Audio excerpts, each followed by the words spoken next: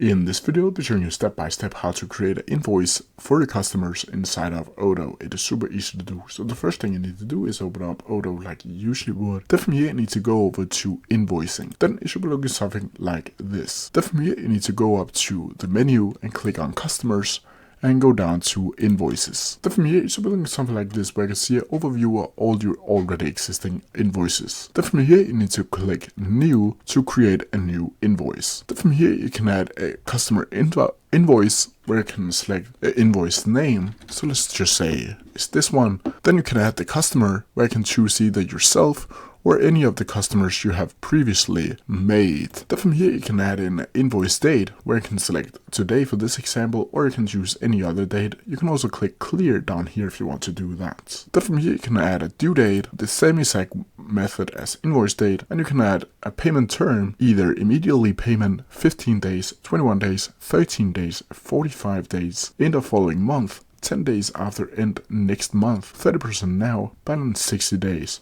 You can also create a new one if you want to do that down here. Then from here you'll see the invoice lines, and here you can add your product. Here you can either add a line, add a section, add a note, or a catalog. And to create a product, you click add a line right here. Then from here you can either create a new product down here, or you can make a product quickly here by creating this specific product here. Then you can add the quantity of this product, you can add a price, and you can add the specific taxes over here. Over here you can see the total amount, the same over here with untaxed amount, plus the 15% tax and the total amount. Down here you can also add terms and conditions if you have any of that. Then from here you can go over to other info and see all of your customer reference number.